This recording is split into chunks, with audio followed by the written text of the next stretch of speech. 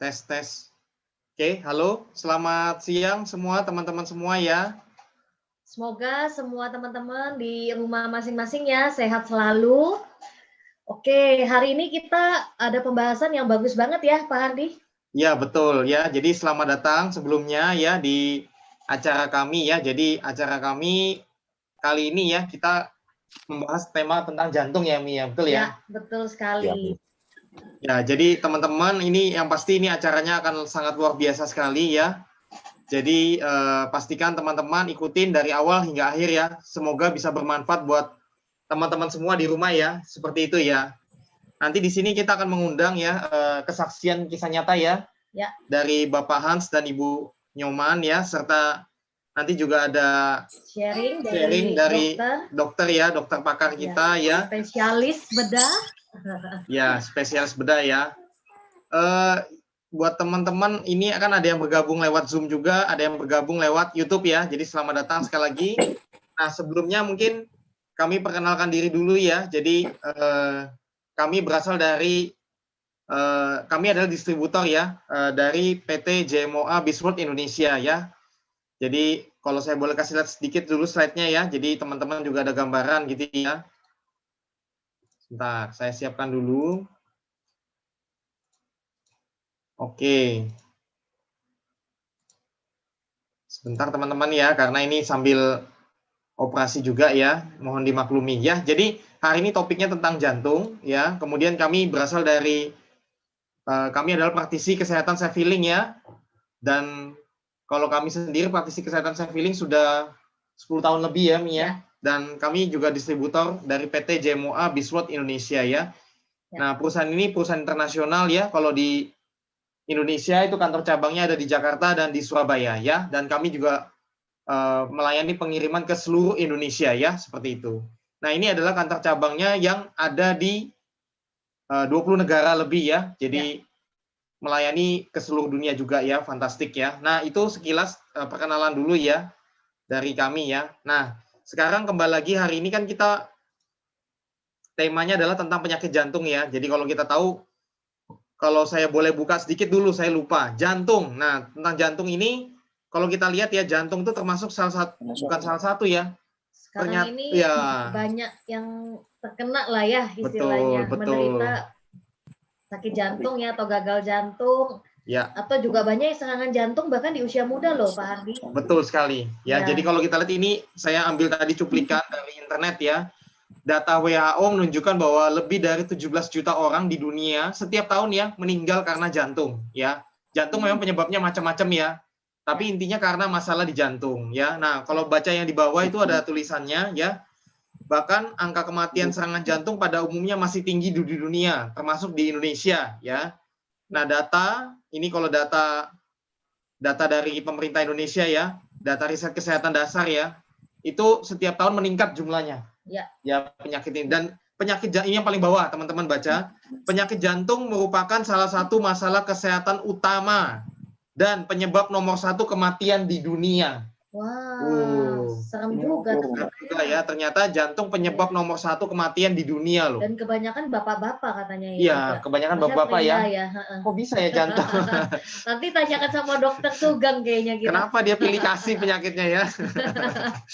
Oke, itu sekilas ya. Itu sekilas pembukaannya dulu. Jadi teman-teman juga tahu, dan kalau teman-teman tahu ya, statis jantung tadi banyak sekali. Kemudian kalau udah kena jantung itu biasanya biayanya mahal sekali loh, Mi. Iya, makanya dibilang kan memang kalau sakit pasti mahal, ya kan? Iya, betul. Sakit ya pasti mahal, tapi maksudnya penyakit ini termasuk penyakit mahal gitu loh ceritanya. Penyakitnya orang kaya ya? Enggak juga.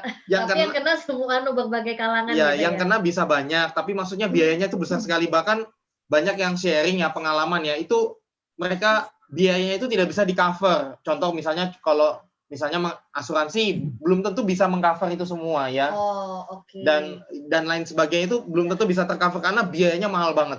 Berarti info hari ini sebenarnya bermanfaat banget ya, maksudnya untuk kita pencegahan juga. Betul. Tapi mungkin kalau punya teman, keluarga, mungkin Bapak Ibu ya kan, siapa tahu bisa terbantu ya dari sharing hari ini. Ya. Mungkin kalau kita mau tahu lebih lanjut itu lebih bagusnya mungkin ini ya, langsung kita undang aja kali ya. Betul, betul. Nah, nanti jangan lupa teman-teman juga like ya, comment and share ya. Kalau teman-teman di sini ada yang pengalaman positif juga boleh berbagi ya, sharing positifnya ya. Nah, nanti cara cegahnya penyakit jantung. Kalau bisa kan tadi yang di artikel tadi juga ngomong, kalau bisa tahu cara cegahnya, cara jaga kesehatannya ya, untuk menghindarinya juga itu lebih penting juga ya. Nah, kita mau undang ya narasumber kita siang ini ya. Beliau seorang spesialis bedah. Kita undang langsung ya, Dokter Sugeng. Ya, Pak Dokter. Selamat siang. Halo, selamat siang. Segar sekali Pak Dokter. Janjian ya. Perhatikan warnanya. Warnanya mirip-mirip. Sering loh ya kita nggak janjian tapi kok sama ya. Betul. Nah, Pak Dokter tadi kan yang sesuai yang tadi kami sharing di depan ya, penyakit jantung adalah ternyata penyebab kematian nomor 1 di dunia loh. Ini menurut data ya, tahun 2015 ya. Kalau tahun sekarang saya nggak tahu ya. Iya. Pendapat dokter gimana, Dok? Ya, sampai sekarang sih memang jadi tantangan ya, tetap jantung memegang peringkat utama. Nah, kita lihat screen-nya ya. Ini jantung yang khusus ya, yang didapat, penyakit jantung yang didapat ya.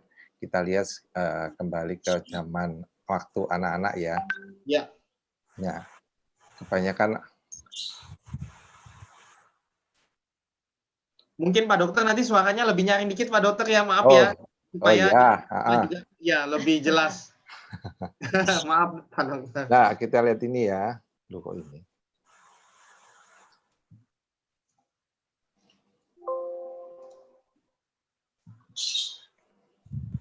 Nah, kita lihat dulu ya. Ya. Oh ya, ada slide-nya ya. Jadi kita lebih ada gambaran juga ya. Sebentar dulu sambil disiapkan teman-teman ya. Memang ini informasi yang penting sekali ya. Sambil kita tunggu bersama-sama ya. Nah, ini udah mulai muncul ini. Kita lihat dulu ya. Ini penyakit jantung yang khusus ya, yang berkaitan dengan ya sakit ya tenggorokan ya.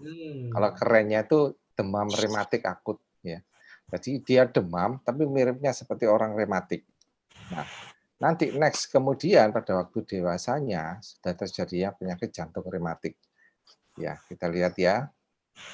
Nah, demam rematik itu merupakan penyakit autoimun. Nah, kita kembali lagi ini, autoimun. Jadi radang akut dari tenggorokan karena Streptococcus ini suatu kuman khusus ya, Haemolyticus grup A. Insidennya 0,3 sampai 3% dari sakit tenggorokan pada anak-anak. Jadi jangan diabaikan ya, pada anak-anak seringkali tenggorokan terus dibiarkan gitu ya. Terus penyakit ini lebih tepatnya tidak digolongkan sebagai infeksi. Kenapa? Karena dia timbulnya setelah pasca infeksi tenggorokan, timbulnya 3 minggu kemudian. Kadang-kadang tanpa gejala. Seperti itu. Nah, kita lihat di sini ya, demam rematik ya, suatu penyakit sistemik ya, karena kuman beta Haemolyticus grup A.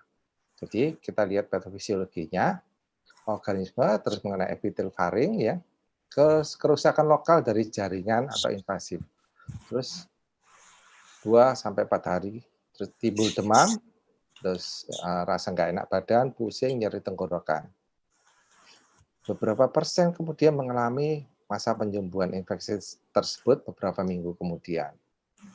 Terus epidemiologinya, ini karena infeksi Streptococcus, terus sering pertama kali pada usia ini. Kita lihat usia anak-anak ya, 6 sampai 15 tahun ya.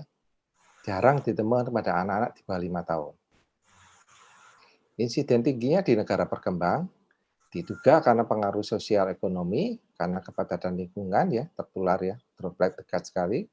Terus sulit dibedakan dengan penyakit radang sendi, artritis rheumatoid pada anak-anak. Tapi pada demam rematik ini terjadinya karditis, yaitu serangan pada jantung. Nah, kita lihat seperti ini ya. Anak-anak 5 sampai 15 tahun ya, terus terinfeksi, terus masa inkubasi, lalu radang tenggorokan. Terus artritis juga primer ya, 97% sembuh. Terus 3%-nya mengalami reaksi, yaitu ada yang gejala jantung positif ya, sampai terjadi ini yang di kiri bawah ini gagal jantung ya dan lain sebagainya seperti ini. Terus kemudian yang serangan jantungnya negatif, ini ada gejala nyeri sendi, terus ada bercak-bercak di kulit ya. Kita lihat di sini juga slide-nya ya. Nah, 50% kasus disertai ada ini berdebar-debar, adanya bising jantung. Di suara jantungnya itu suaranya bising sekali. Jadi bukan dek dek dek dek gitu, tapi bus bus bus gitu seperti itu ya. Terus ke pembengkakan jantung dan lain sebagainya ini sampai 5 ya. Nah, 70% disertai oleh radang sendi. Radang sendinya bergantian karakteristik ya, pindah-pindah ya. Jadi harus diperhatikan untuk ibu-ibu yang punya anak seperti itu ya. Terus ada yang bercak di kulit, itu 10% kasus ya. Kita lihat nanti gambarnya ya, bisa dilihat. Terus ada nodul suputan, terus ada Korea Sydenham ya. Nah, ini bercaknya seperti ini kalau di kulit kita lihat ya. Orang-orang kira ini sakit kulit biasa ini. Tapi harus diperhatikan kalau ada gejala seperti ini, di kulitnya ada bercak-bercak, terus ada batuk pilek sebelumnya, terus ada radang sendi sebelumnya. Nah, itu harus diperhatikan. Ini salah satu gejala dari demam reumatik ya. Nah, kita kembali setelah dewasa. Nah, setelah dewasa maka terjadilah kelainan pada jantung ya, yaitu adanya reaksi autoimun antara kuman streptococcus dan antibodi tubuh. Akhirnya dia nyantol istilahnya ya, pada umumnya nyantol di mana? Di katup-katup jantung, mulai katup mitral, aorta, mitral, tricuspid dan lain sebagainya seperti ini. Kita lihat ya gambar jari jantung ya. Nah, ini katup tricuspid di sini, ada katup mitral ya. Terus ada katup aorta ya. Oh, ini pulmonal terus aorta. Nah, untuk yang kasus seperti ini ada 2 yang kena. Jadi Pak Hans ini yang kena baik katup mitralnya di sini, terus katup tricuspidnya juga kena. Seperti itu. Efeknya apa? Darah dari seluruh tubuh yang mestinya masuk jantung itu balik lagi. Makanya darahnya tidak sempurna larinya, sehingga kakinya bengkak dan sebagainya. Kemudian dari sini juga gitu. Darah yang mestinya dialirkan ke tubuh, balik lagi. Balik lagi ke mana? Ke paru-paru, sehingga paru-parunya bengkak. Nah, pengelolaannya ya utamanya dari atasi gagal jantungnya, endokarditisnya juga. Terus pengaturan aktivitas. Jadi obat-obat di sini juga berperan. Terus terapi pembedahan di sini juga masuk di sini. Tapi ya sebelum terjadinya gagal jantung seperti ini. Jadi kalau sudah diketahui seperti itu, pembedahan masuk. Ganti klep jantungnya diganti. Tapi kalau kasusnya sudah terlambat, jantungnya sudah bengkak sekali. Nanti kita lihat ya dari slide-nya berikutnya. Pembedahan tidak bisa masuk. Kenapa? Karena jantungnya sudah tidak bisa pompa. Bayangkan, untuk pembiusan, tindakan operasi itu kan tindakan rangsangan ya, sebagai beban ya. Jadi, akhirnya apa? Bisa juga kalau sudah mengalami gagal, terus kita lakukan nekat lakukan operasi, bisa meninggal di meja operasi. Seperti itu. Nah, untuk itu mungkin ya kita bisa mengundang Bapak Hans ya, yang sudah mengalami sendiri. Pak Dokter Sugeng. Ya. Mungkin gini, saya sebagai orang awam ya. Ya, nggak apa-apa. Supaya teman-teman juga nanti ini slide-nya mungkin bisa di stop dulu ya Pak Dokter ya. Slide-nya ya biar ini teman-teman nanti bisa. Jadi gini Pak Dokter, maksudnya saya cuma merangkum aja ya dari Pak Dokter dari jelaskan. Jadi khusus hari ini tuh kita mau membahas penyakit jantung kan banyak ya. Yang penyebab jantung itu macam-macam, ada jantung koroner, ada macam-macam lah ya. Nah, cuman hari ini mungkin Pak Dokter lebih pengen mengangkat kasusnya dari Bapak Hans ini, maksudnya kalau tadi saya ini ya, maaf kalau salah ya, tapi kalau saya tadi nangkap berarti kalau dari kecil ternyata banyak orang dari kecil itu infeksi kuman ya Pak Dokter ya, kuman streptococcus tenggorokan ya. Akhirnya ya. Terus sekian lama ya, ternyata itu bisa berdampaknya lama-lama ke jantung gitu ya. Iya. Gejalanya mungkin ada batuk tadi, ada pilek, ada ruam di kulit, ya, ada radang sendi, radang tenggorokan. Kan itu banyak dialami anak-anak zaman sekarang ya Dok ya. Iya, itu. Suatu yang normal loh Dok, maksudnya wajar anak-anak gampang sakit misalnya. Tapi ternyata ada juga dari kasus itu ternyata bisa larinya ke jantung nanti pada akhirnya ya. Yang tadi kalau nggak salah kumannya itu nanti bisa masuk ke klepnya gitu nggak dok? Membuat masalah klepnya gitu kan? Ya. Jadi timbul reaksi antara antigen antibodi ya, antigen dari kuman, terus antibodi dari tubuh, reaksi autoimun ya, sehingga itu reaksi tersebut lari ke organ, target organ. Target organ di sini apa? Yaitu jantung. Karena ada kesesuaian ya, ada kesesuaian antara antigen antibodi dari tubuh dengan jantung. Nah, kebanyakan apa yang kena di klepnya. Klep-klep jantung yang kena seperti itu akhirnya bocor. Jadi mestinya yang aliran, kalau di katup mitral ya mestinya aliran darah yang bisa disalurkan ke seluruh tubuh itu ada yang nyantol. Jadi tidak semuanya disalurkan. Nah, itu tergantung kekuatan jantungnya. Jadi kalau dia masih bodinya fit, tubuhnya masih seger, jantungnya masih kuat ya. Maksudnya jantung itu dapat aliran darah dan nutrisi yang bagus, masih kuat ya, sehingga dia bebannya itu masih bisa diatasi. Makanya gejalanya itu timbul next. Jadi nanti setelah usia 40 tahun ke atas baru dia akan timbul gejala. Karena apa? Usia 40 tahun ke atas kebanyakan fisik kita kan sudah mulai drop ya. Nah, fisik drop, jantung juga ikut pengaruh juga seperti itu. Ya. Jadi ini penting sih menurut saya, Mia. Kenapa? Karena saya, contoh lah, waktu kecil saya sering sekali batuk pilek gitu ya. Artinya bukan berarti pasti masalah jantung di kemudian hari. Tapi maksudnya kita harus jaga juga, tapi tetap dok, ya kan? Tetap harus jaga. Ya kan? Kalau punya anak juga harus dijaga berarti kan? Iya. Jadi harus diobati yang teratur. Jadi justru itu kalau kita sudah mengalami seperti itu ya, jangan 1-2 hari, oh tidak apa-apa, nanti berlanjutnya berlama, nanti setelah hari ketiga, keempat, kok biarkan, jangan, harus cari pertolongan pengobatan yang tepat. Sehingga kuman tersebut bisa diobati, sehingga termasuk yang 97% tadi, yang bisa sembuh sempurna. Seperti itu. Ya. Oh, jadi ada 3% bisa ke arah situ ya? Ya. Oke, berarti ya yang penting kita harus jaga tetap ya. Jaga tetap ya. Oke, silakan dok. Tadi lanjutin lagi dok. Dok, minta suami ada nyaringnya dok, karena banyak. Nah, mungkin kita bisa mengundang ya, mungkin Pak Hans sendiri yang dia mengalami gimana prosesnya ya, usianya ya cukup ya dewasa lah ya, sehingga dia mengalami gejala gangguan jari jantungnya, klep jantung tersebut terutama ya, sehingga 5 tahun terakhir itu langganan dengan rumah sakit. Jadi kalau langganan rumah sakit lumayan uangnya. Ya, betul. Pasti. Mungkin kita bisa undang Pak Hans, mungkin bisa cerita gimana pengalaman dia yang langganan rumah sakit tersebut.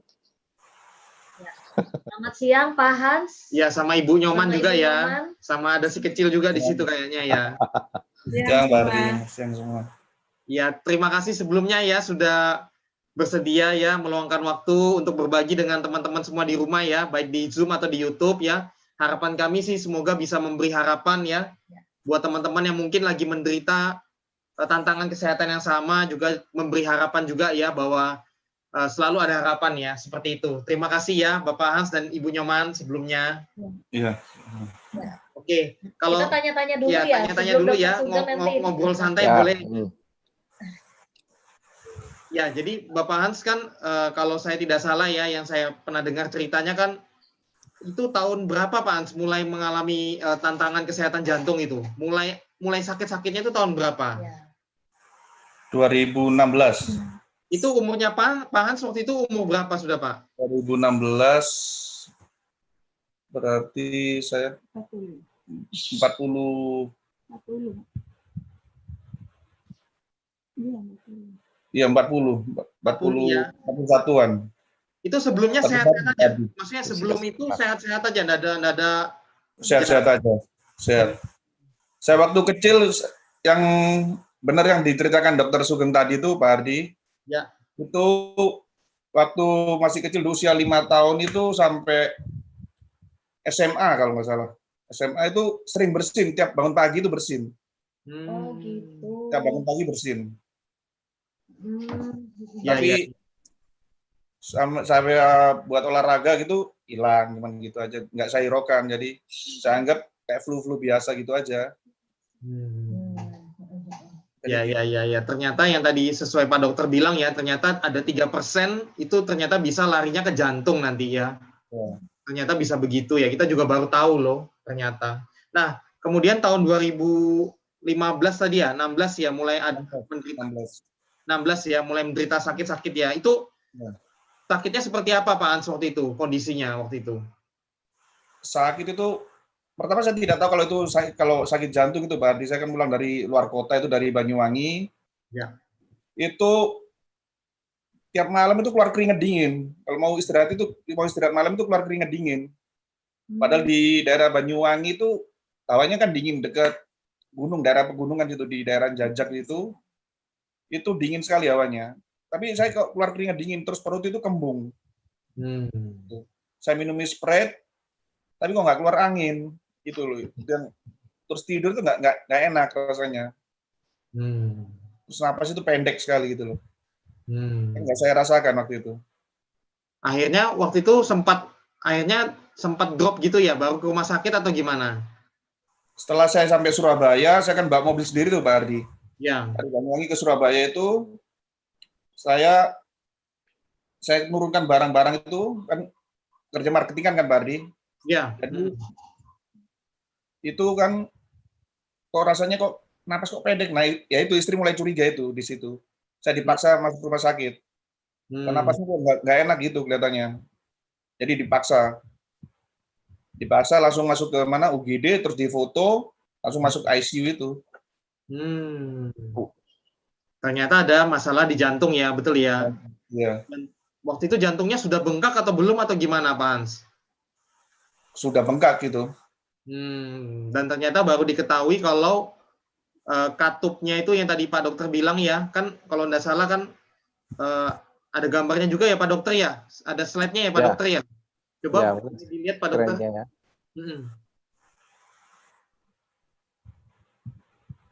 Jadi ternyata katupnya itu dua-duanya ada tantangan ya.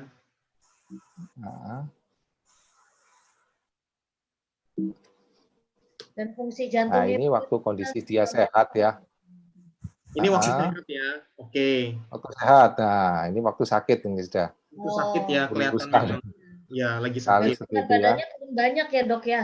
Ya turun banyak sekali. Yaitu karena fungsi jantung memompa darah untuk mengantarkan nutrisi oksigen ke sel-sel semuanya terganggu sehingga makanan apa itu tidak sampai ke sel ketujuannya. Nah jadi kurus ini ya. Jadi kurus sekali ya waktu itu ya. Turun berapa kilo ya waktu itu Pak Hansnya? Turun banyak itu, Jimmy. Jadi saya berat badan saya tuh turun 35 kilo. Dari berapa? Dari awalnya berapa? 75? 90 lebih pokoknya, 90 berapa ya, saya lupa. Jadi sisa 50-an kilo aja ya, 50-60 kilo ya? Ya. Iya. Kemudian saya lihat ini ya. Ya. Nah, ini kenapa jantung manusia ya ini darah dari seluruh tubuh masuk ke jantung ke serambi kanan ya, masuk ke bilik kanan, terus dipompakan ke paru-paru. Nah, ini klep di sini yang mengalami gangguan. Bisa lihat ya, panas saya yang saya putar ini. Ya. Terus kemudian, nah darah dari paru-paru kembali ke jantung kan? Ya. Nah, ke serambi kiri, ya. Nah, ini ada klep juga, ya. Nah, klep yang serambi kiri ke bilik kanan kiri ya. Nah, ini klep ini juga bocor akhirnya. Jadi mesin darahnya dipompa ke aorta ngalir seluruh tubuh, ada yang balik lagi ke paru-paru seperti itu. Nah, kalau yang seluruh tubuh juga begitu, ada yang mesin dipompa kembali ke paru-paru, tapi sudah balik ke sistem aliran darah tubuh akhirnya. Jadi venanya juga membengkak. Akhirnya apa gejalanya Pak Hans ini?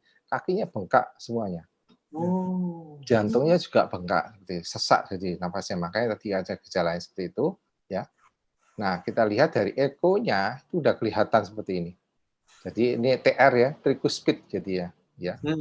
Terganggu. Terus yang sebelah kanan mitralnya juga terganggu seperti ini, lihat. Jadi tercampur gitu saudara ya. Nah, kita lihat ya ini. Nah, kejadian dari Pak Hans ini karena dua klep ya, tricuspid dan mitralnya ini kena, akhirnya jantungnya membengkak seperti gini. Iya.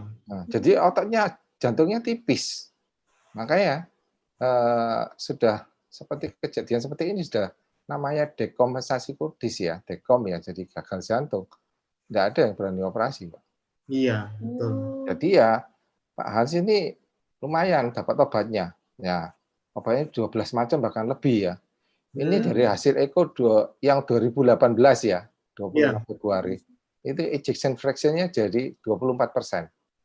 Tapi sebelumnya, waktu awalnya ya, yang sakit tadi 2016 itu tinggal 16%.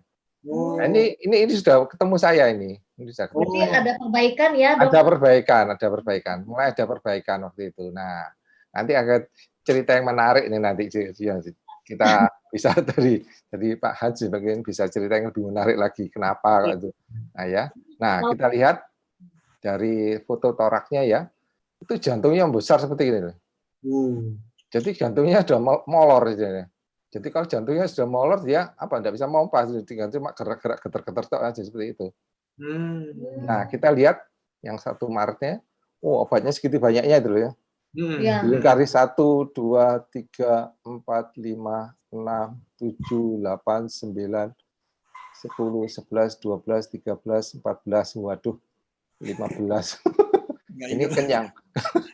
Kenyang dengan obat. Nah, terus kemudian, ya yang terakhir ini 2019, 10 Juli. Nah ini, left ejection fraction-nya itu naik sudah jadi 33%. Jadi sebelumnya yang awal yang ketemu saya itu, saya hilang slide-nya ya, itu 16%, sekarang 24%, terus sekarang naik jadi 33%. Normalnya seusia Pak Hans ini ejection fraction-nya, EF-nya ya, left ventricle ejection fraction-nya itu 50%. Jadi hampir mendekati normal. Jadi kalau dari yang 16 atau 18% ya naik sekian itu ya berarti sudah naik 100% begitu. Ya. Nah ini sebetulnya kelihatan lebih seger lagi. Oh iya, kelihatan udah sehat. Iya, mungkin kita bisa lihat ceritanya gimana Pak Hans prosesnya seperti itu ya. Lagi. Boleh kita kembali lagi ke Pak Hansnya. Mungkin boleh dari Pak Hans dan Bu Nyomannya juga kali ya, karena kan menurut saya di balik perjuangan untuk sehatnya Pak Hans juga ada istri yang luar biasa ya, dan keluarga yang luar biasa ya, yang ibaratnya gini, yang kepengen banget untuk bagaimana Pak Hans ini sehat kembali gitu loh, seperti itu. Ya, jadi kalau tadi saya simpulkan juga tadi awal 2016 mulai sakit, kemudian keluar masuk rumah sakit ya. Boleh cerita enggak keluar masuk rumah sakitnya itu berapa lama? Biasanya masuk rumah sakit, keluar lagi, masuk lagi itu berapa lama biasanya? Mungkin dari Bu Nyoman kali yang cerita ya. Selamat siang semua ya. Ya, selamat siang. Awalnya suami saya itu dia sakit nggak ngerti, nggak dirasa. Terus tiba-tiba datang itu ya itu tadi. Dia keringat dingin terus keluar. Jadi dari tubuhnya tuh keluar keringat dingin terus dia kayak kembung-kembung kayak mau mual-mual gitu. Saya kan nggak tahu, jadi bingung. Takutnya kok perutnya membesar sekali. Nah, bayangan saya itu liver. Nah, langsung saya bawa ke UGD. Bawa ke UGD tuh begitu sampai di UGD, dokter tuh sudah nggak ini lagi, langsung dimasukkan ICU. Ternyata jantung. Setelah diperiksa semua, malah livernya tuh nggak ada, malah kena jantung katanya. Masuk UGD, masuk ICU tuh 3 hari. 3 hari nguras air yang di dalam tubuhnya itu sampai sehari keluar itu 16 liter dari tubuhnya itu. Dikeluarkan terus dari lewat kencing, lewat apa ya itu tadi. Terus saya nggak tahu sampai hampir waktu itu suami saya di rumah sakit itu 1,5 bulan. Ya seperti itu terus. Jadi mengkhawatirkan saya. 1 bulan di rumah sakit, keluar 2 minggu, masuk lagi. Seperti itu sampai 2017 itu. Setahun setengah itu, Mas, seperti itu saya lalui.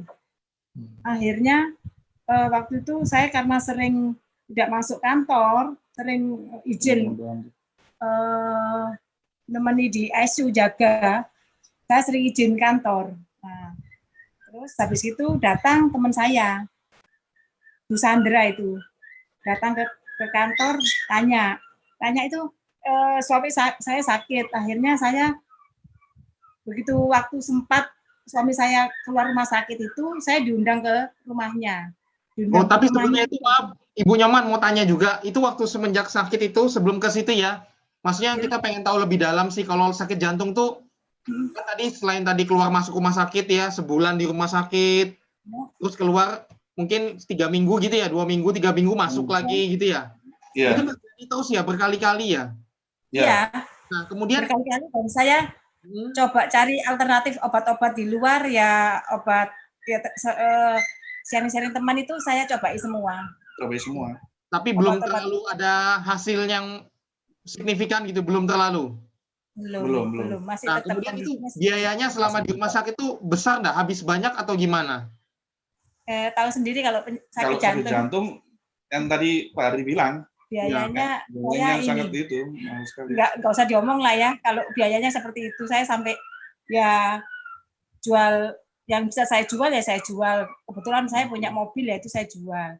Mobil terakhir itu saya jual lagi mobil 1, jadi 2 mobil saya jual karena asuransi nggak mengcover gitu loh, nggak cukup pasti ya, karena besarnya biayanya ya, betul ya. Berarti waktu itu cukup berat ya. Hampir 2,5 tahun itu. Dengan kondisi yang sama aja. Saya cuma berpikiran gini, kenapa waktu di rumah sakit itu ini menurut saya ini obatnya diganti gini, ganti gitu. Mungkin sempat punya pikiran negatif saya terhadap dokter. Apa suami saya dipakai percobaan atau seperti apa? Saya nggak ngerti waktu itu. Kalau saya bilang sih nggak begitu ya, karena medis tetap sangat penting ya, betul ya dok ya? Ya, kalau menurut saya sih ya itu karena kasusnya berat ya. Berat, betul. Bisa lihat jantung segitu gedenya ya.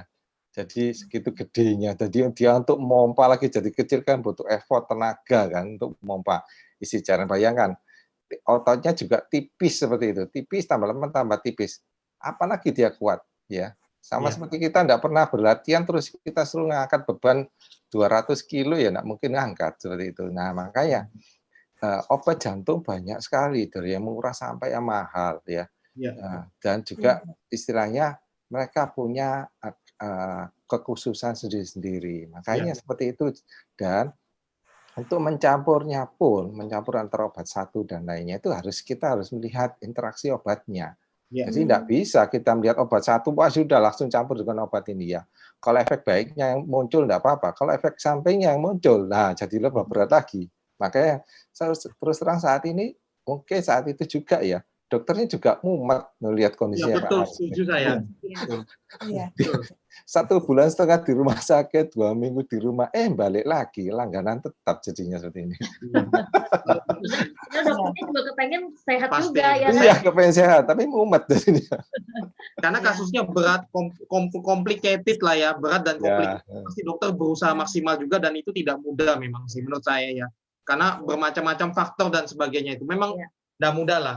Ya bahkan karena kan tadi kita lihat penyakit yang berbahaya gitu ya, ibaratnya rawan sekali. Nah, berarti tadi kan akhirnya tadi Bu Nyoman ketemu sama teman kantornya atau gimana ya? Ya, Bu Sandra itu teman kantor saya. Jadi saya diundang ke rumahnya itu tadi, diperkenalkan Alpha Meta itu. Saya karena sungkan sama teman, jadi saya ambillah itu Alpha Meta. Saya beli cuma 1 botol waktu itu. Nah, bayangan saya kan sudah coba obat macam-macam nih, obat herbal, obat apa, semua saya cobai. Macam-macam itu saya cobai. Nah, saya ketemu Bu Sandra ini yang terakhir. Nah, terakhir itu saya disuruh nyoba lagi. Saya sempat nanya ini obat apa lagi, yang kayak gitu lagi aja, yang segitu banyaknya obat-obatan sudah nggak bisa nyembuhin suami saya, seperti itu. Terus, tapi saya beli, saya coba, saya ditanyai, sudah diminum kan? Sudah, tapi minumnya itu cuma ya sehari, 3 hari nggak minum, 4 hari nggak minum, dia minum lagi sampai akhirnya nggak rutin itu. Waktu awal mulanya. Terus habis itu sempat saya coba, akhirnya ketemu, disarankan lagi ini bagus gini-gini, justru minum. Nah, begitu saya waktu itu sudah memutuskan nyoba ini minum, terus waktu itu saya beli lagi 1 botol, diminum. Setelah habis 2 botol itu si suami saya kok terasa agak enak, gitu loh. Dan dibantu sama suaminya Bu Sandra itu pakai terapi Alphaspin, dia kok agak enakan. Habis itu saya beli waktu itu Alphaspin 1 sama Alphameta lagi. Nah, ya itu akhirnya diminum terus sehari 3 kali, sampai dia sebulan tuh enakan. Habis enakan tuh 2 bulan, 3 bulan, dia akhirnya nggak minum lagi tuh obat dokternya, minum Alphameta terus itu. Sampai akhirnya bulan ke-6, dia masuk rumah sakit lagi. Rumah sakit lagi, saya nggak tahu karena apa, sesak lagi dia. Ternyata sudah masuk rumah sakit itu, saya telepon sama Bu Sandra, sama dibantu sama suaminya, Dr. Sugeng itu tadi. Saya ditanya, kenapa gini-gini kok masuk rumah sakit lagi? Dia ngomong, saya kan nggak ngerti waktu itu kan saya kerja, yang tahu kan dia sendiri. Ternyata obat-obat dokter itu dari rumah sakit nggak dia minum, gitu loh. Di stop semua. Gitu ya. Saking percaya sama Alphameta, dia minum itu obat dokternya nggak diminum gitu, jadi masuk rumah sakit lagi. Soalnya beriringan. Akhirnya saya konsultasi sama Dokter Sugeng. Waktu itu masih seminggu di rumah sakit itu. Sudah kayaknya parah lagi. Begitu dia, berarti harus berdampingan ya, harus diminum sama Alphameta sama Alphaspin itu harus berdampingan gitu loh. Jadi akhirnya waktu itu saya putuskan, karena saya percaya Alphameta sama Alphaspin sudah oke, saya tanda tangan mau minta pulang, tanda tangan pernyataan kan belum boleh pulang, harus 2 minggu lagi di rumah sakit karena suami saya dianggap masih parah gitu. Tapi waktu meninggalkan rumah sakit itu saya tanda tangan surat pernyataan bahwa itu kemauan dari keluarga. Jadi akhirnya kami memaksa pulang, sampai pulang di rumah yaitu akhirnya saya koordinasi sama Dokter Sugeng supaya diminum obat dokternya, sama Alphameta sama Alphaspin itu berdampingan. Jadi sampai sekarang ini sudah sembuh. Oke. Jadi ya ini juga harus kita jelaskan ke teman-teman ya. Jadi gini, ini banyak salah paham kadang-kadang ya. Jadi kadang-kadang sudah minum Alphameta agak enak, ada dampak bagus ya, enakan, obat dokter langsung stop, nggak boleh loh teman-teman. Ingat ya, nggak boleh. Itu kita keliru. Jadi kenapa? Karena setiap ini kan kalau ingat ya, Alphameta dan Alphaspin itu bukan pengganti obat dokter ya. Tapi ini adalah konsep pola hidup sehat ya, dan meningkatkan penyembuhan alami tubuh. Nah, tapi butuh proses, butuh waktu ya, betul ini ya. Dan pasti kalau saya sih selalu setuju ini, obat medis itu berdampingan dengan yang tadi Bu Nyoman bilang, berdampingan dengan Alphameta, Alphaspin itu akan bagus sekali. Jadi sambil pola hidup sehat, penyembuhan alaminya jalan, sambil ditopang dengan pengobatan medis. Ya, nanti kalau mau stop obat dokter, itu harus dari dokternya itu yang mengontrol terus. Karena nanti misalnya contoh nih. Iya, betul, Pak. Sampai sekarang suami saya dari belasan obat itu sudah tinggal 2 macam. Itu dari dokternya. Dari 16 obat ya, 16 obat tinggal 2 macam ya, obat-obat. 2 itu juga nggak bisa berkurang lagi, ya memang 2 itu. Ya, itu untuk menjaga terus ya, karena tetap perlu ya. Jadi tetap sangat penting, medis sangat penting sekali ya. Nah, nanti yang menyetop obat siapa? Adalah dokter yang mengontrol. Pada saat beliau melihat tubuh semakin bagus, maka dosisnya dikurangi gitu ya. Jadi harus tetap medisnya harus tetap dilakukan dengan semestinya, seperti itu ya. Iya. Intinya itu berarti selain obat, nutrisi itu penting ya, dua-duanya harus berjalan seiringan ya. Ya, tapi kalau tadi berarti kan Ibu Nyoman tadi ada Alphameta ya. Nah, Alphameta itu kan boleh nggak Dokter Sugeng bantu untuk mungkin logikanya gimana sih Dok, ceritanya kok bisa membantu penyakit dari ini Dok, Pak Hans ini? Saya mau share screen saya dulu ya, slide saya ya. Nah, kita lihat ya, apa isi kandungan dari Alphameta? Dia mengandung polisakarida peptida, tapi yang alfa ya, dia memperbaiki apa? Metabolisme. Jadi memperbaiki enzim dari metabolisme sehingga bio-ATP, yaitu energi yang ada di tubuh, dinaikkan. Karena enzim juga terjadi apa? Metabolisme regulasi. Terjadi detoksifikasi dari sel, regenerasi sel, berarti memperbaiki sel, repair ya, terus membuat sel itu lebih mudah, terus kemudian proteksi sel. Terus kita lihat lagi ya. Nah, Alpha meta membuat balance dari metabolik, ya, mengurangi radikal bebas dan juga efek dari radikal bebas tersebut, terus juga mencegah jadi inflamasi seperti pembekakan atau radang gitu ya. Nah, bagus sekali. Terus kemudian kita lihat ya dari uji klinis dari alpha meta, dia meningkatkan itu berapa persen ATP? 54%. Jadi sumber energi di tubuh itu dengan alpha meta dinaikkan di mitokondrianya. Jadi 54% lebih tinggi. Seperti itu ya. Sehingga makanya sel-sel tubuh kalau sudah mendapat alpha meta seperti metabolismenya meningkat jadinya 54% dilihat seperti ini. Nah, kemudian penggunaannya bagaimana? Berapa banyak yang dimakan? Ya, kalau orang normal ya ada gangguan seperti Pak Hans itu seharusnya 3 kali sehari 1 sendok ya. Terus 3 bulan pertama. Nah, nanti berikutnya bisa diatur ulang ya. Bisa 2 kali untuk maintenance-nya ya. Jadi terus kemudian kita lihat juga apa pengaruh dari alpha spin dari penelitian ya. Ini banyak nama-nama yang aneh-aneh ini ya, Pak Olga, Valery, Vladimir. Nah, ini sepertinya orang-orang Rusia ya. Ya. Nah, mereka melakukan penelitian pengaruh dari alpha spin tersebut terhadap air dan darah manusia. Nah, dari pengaruh air, dia melihat dari air yang jelek seperti ini, molekulnya ya, yang jelek seperti ini, jadi telah melewati alpha spin, jadi molekulnya bagus seperti ini, heksagonal. Nah, tubuh kita kan terdiri dari air juga kan, 90% juga kan ya. Nah, kita lihat juga apa pengaruh alpha spin terhadap sel darah. Dari orang Rusia juga meneliti tadi ya. Jadi, kalau sebelum sel darahnya itu istilahnya terbentuk seperti gantet semuanya, atau bahasa kerennya rouleau formation ya. Nah, kalau sudah lengket-lengket seperti ini, permukaan, sedangkan sel darah merah kan permukaannya harus luas kan, dibutuhkan untuk mengangkut oksigen. Tapi kalau udah lengket seperti ini, nah permukaannya tidak ada, sehingga akhirnya apa? Oksigen yang diangkut rendah juga. Makanya kekuatan dari otot jantungnya pulih ya, karena aliran darah ke situ lancar, energinya naik 54% lebih, terus kemudian oksigennya juga banyak yang terangkut ke situ, sehingga kerja dari otot jantungnya kembali ke normal. Ya, aliran darahnya jadi lancar seperti ini.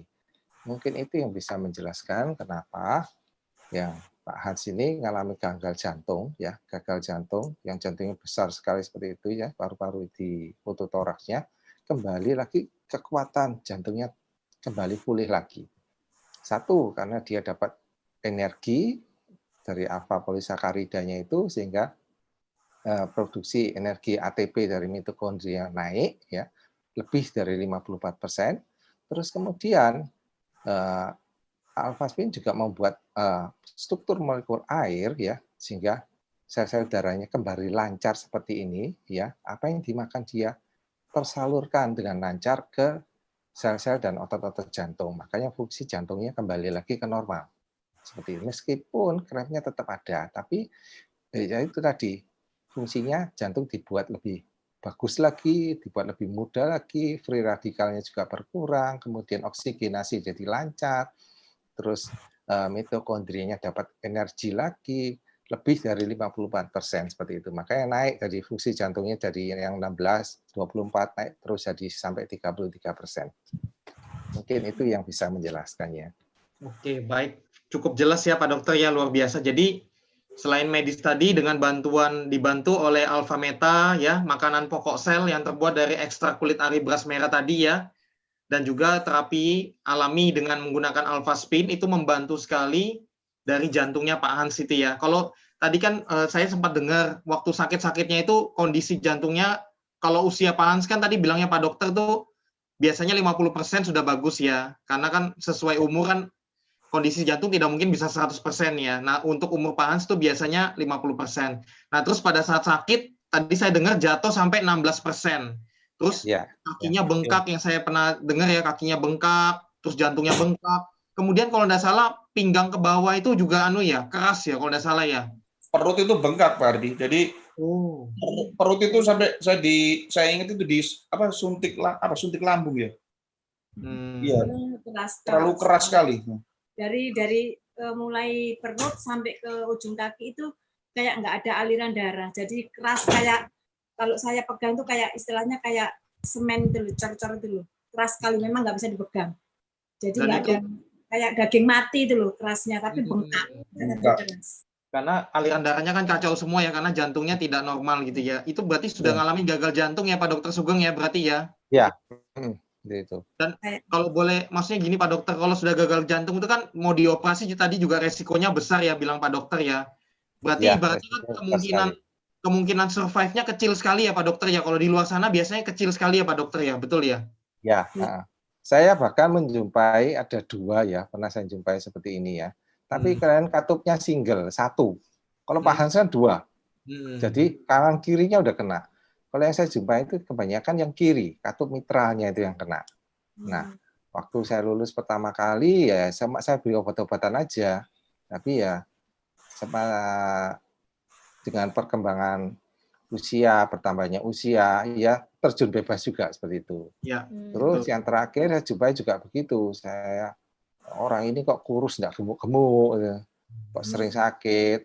Saya dengerin dari rongga dadanya, loh kok rame ya jadi suaranya. Kemudian saya sarankan, ya sudah kamu ke dokter jantung aja ya, supaya kamu dapat pengobatan yang bagus. Ya itu, langganan rumah sakit juga.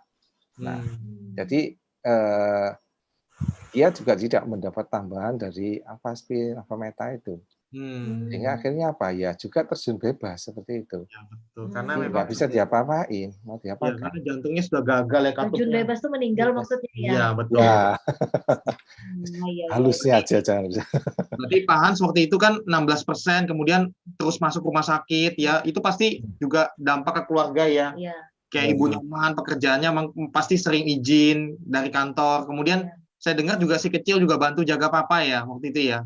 Benar. Iya. Ya, dari TK dia jaga. Mulai TK. TK kecil itu. Luar biasa ya. Si kecil yang tadi besar sekolah satunya semua. Sekolah, yang 2 sekolah tinggal dia. Kalau mami kan sudah nggak bisa, jadi yang jaga cuma Michelle itu.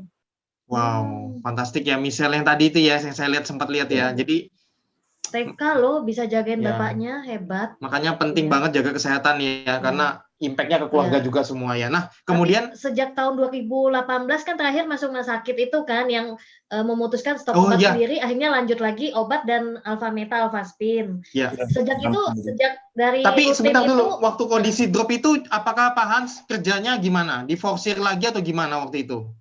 Sudah enggak aktivitas, sudah enggak ada aktivitasnya. Oke, berarti setelah itu kan mulai betul-betul, kalau saya rasa setelah itu konsumsi rutin betul-betul ya, Alfameta, kemudian pakai Alfaspinnya Digantung dipakainya gimana Pak Hans? Waktu digantung aja, jadi Alfaspin digantung pakai tali sepatu gitu. Berarti kayak ini saya gitu ya, saya juga sering pakai ini, saya kalau lagi di depan komputer kerja seharian saya pasti kalungin ini. Supaya melindungi kita ya dari radiasi dan ya melindungi dari radiasi dan untuk menjaga kesehatan kita juga ya. Nah, berarti Pak Hans pakai ini terus. Kemudian minum Alfametanya 3 kali sehari ya. Sekali ya, sehari 3 kali. Sambil dipantau terus ya, tetap kontrol rutin ke medis. Dan itu jantungnya dari 16% tadi naik jadi berapa? 24% ya dokter ya tadi ya? 24, ada terus ya, 24 terus kemudian naik jadi 33 terakhir. Oh, berarti dari 16 ke 33 memang 100% loh naiknya loh, betul loh. Iya. Ya. Dan akhirnya Pak Hans, staminanya gimana? Maksudnya perbedaannya sebelumnya waktu sakit gimana? Naik tangga atau gimana? Setelahnya gimana? Oh, tidak mampu. Saya ke rumahnya Dokter Sugeng itu yang tangga rendah gitu aja, gemetar kaki Pak Ardi. Tidak mungkin mampu. Jongkok aja tidak mungkin mampu. Terus sekarang gimana Pak Hans kondisinya Bapak sekarang? Kalau sekarang nggak ada masalah. Naik-naik tangga. Sudah bagus ya, fisiknya bagus sudah berarti ya. Berarti kan sejak tahun 2018, 19, 20 sudah tidak masuk rumah sakit lagi dong berarti. Berarti mulai 2 tahun 3 tahun ini. Iya. Sudah enggak. Rumah sakitnya dong. Ya. Vaksinnya udah tutup. Berarti sudah dari tahun 2019 ya, 2019 berarti ya? 19 awal itu sudah. 19 awal itu sudah mulai sehat sekali, kemudian sampai sekarang berarti sudah 1,5 tahun berjalan, itu kondisinya tetap bagus, ya. Tetap sehat, syukur ya. Dan obatnya yang dari 17-16 macam, akhirnya kontrol dokter, terus dikurangi, dan akhirnya sekarang tinggal 2 obatnya ya, betul ya? Wow.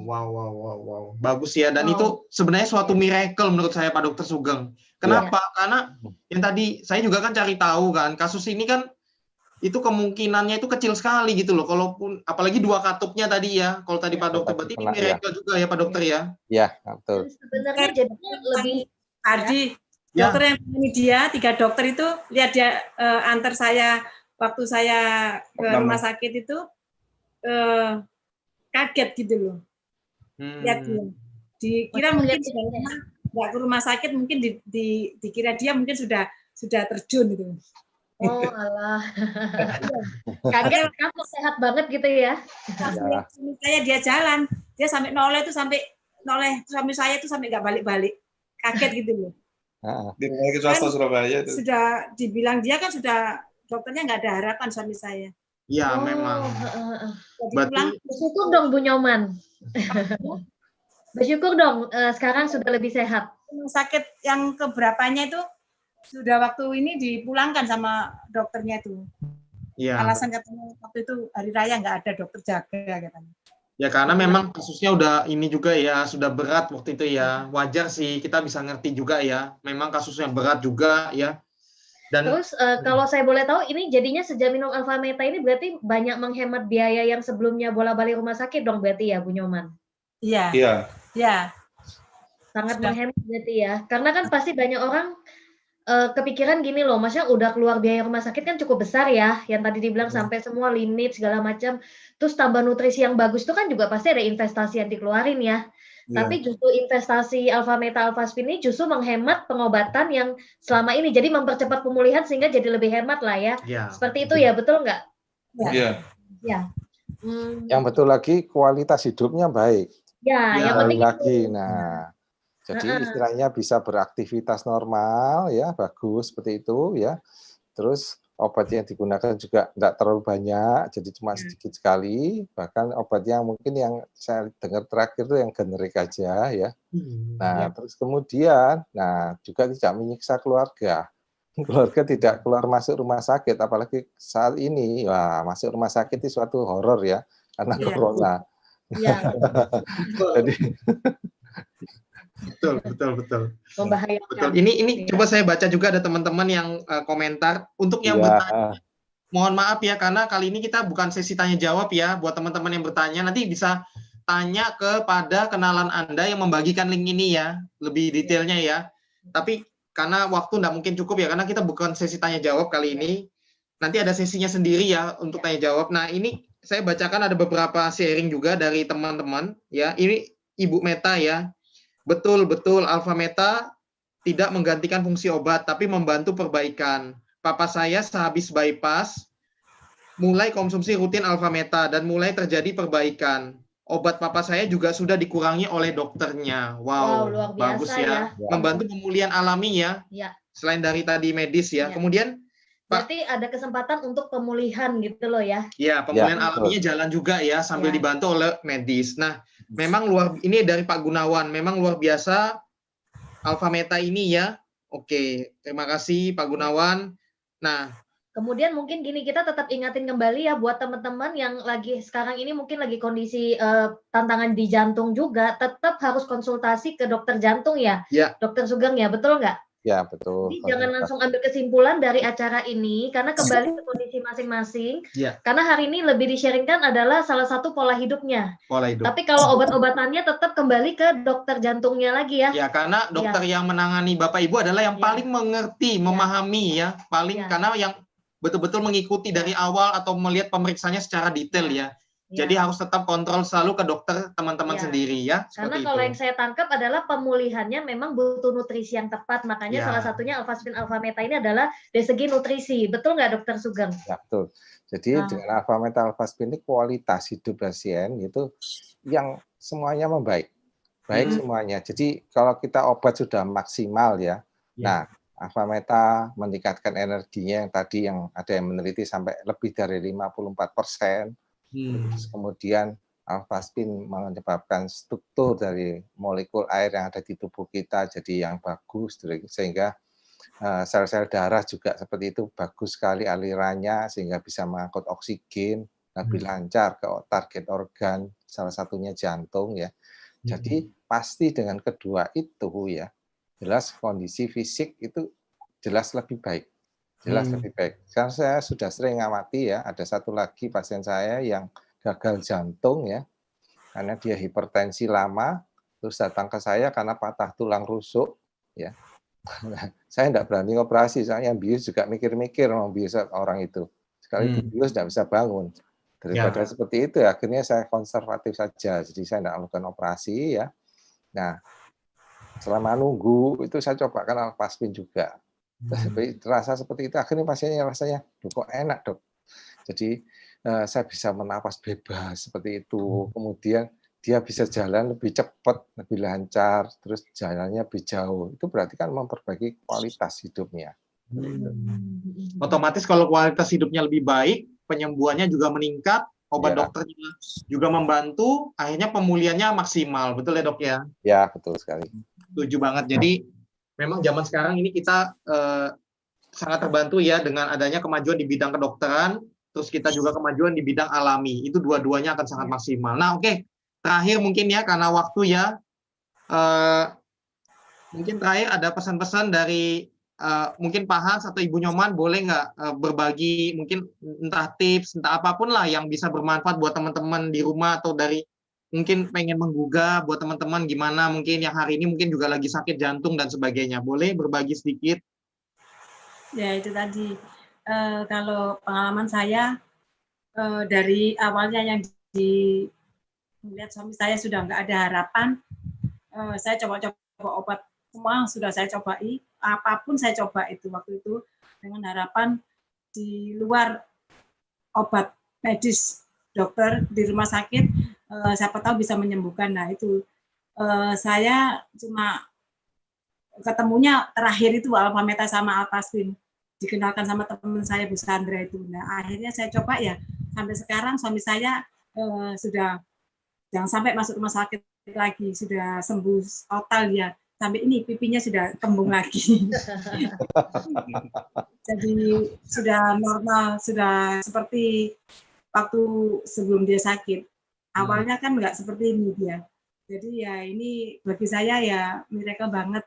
Terima kasih sama Bu Sandra, Dokter Sugeng yang memperkenalkan saya Alphaspin sama Alphameta itu.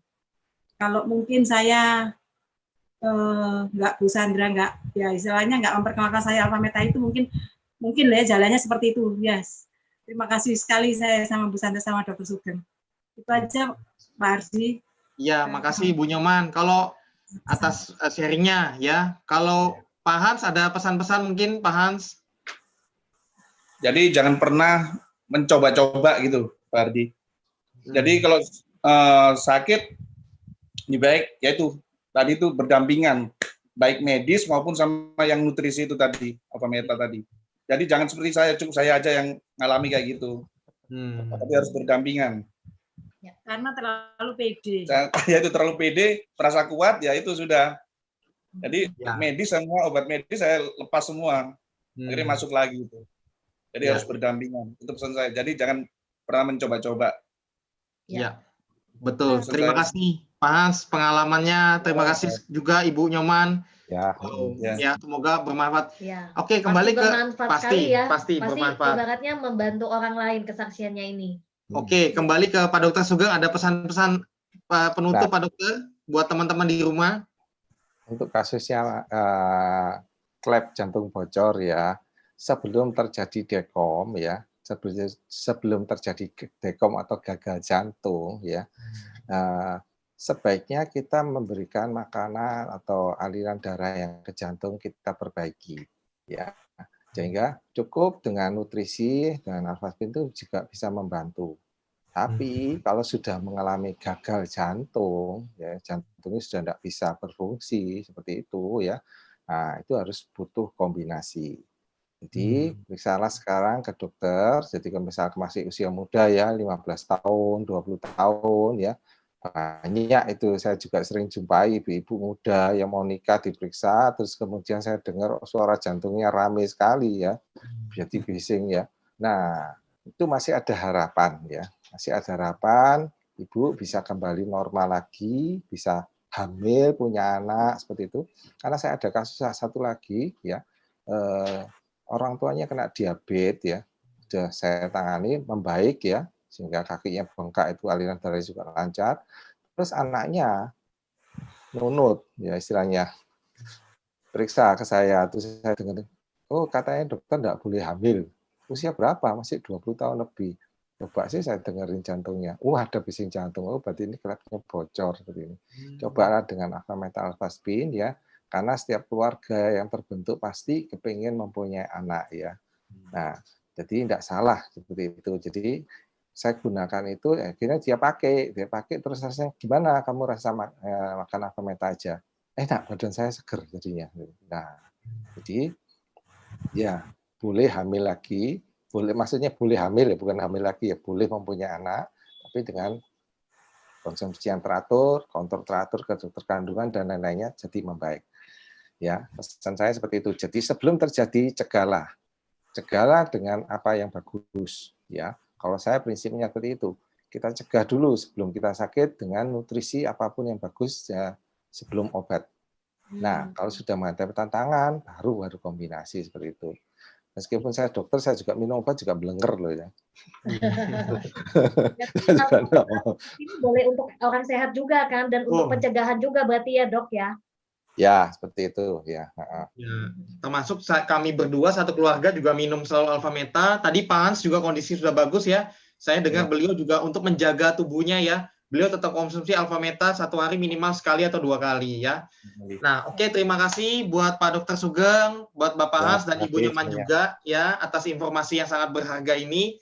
Nah, buat teman-teman di rumah, mungkin nanti ada yang bertanya. Jadi kalau saya yang gimana sarannya gitu ya. Nah, kalau kami cuma menyarankan ya. Jadi kalau kan kita juga boleh coba Avameta, boleh nggak Pak saya coba 1 botol karena dana terbatas ya, boleh. Kita pasti boleh ya. Karena itu kembali ke teman-teman. Tapi kalau kita sih menyarankan ya, kalau bisa rutin konsumsi Avameta, apalagi kalau yang sakit ya, untuk awal itu minimal 90 hari pertama, itu minimal ya. 90 hari pertama itu minumnya 1 hari 3 kali minum. Dulu.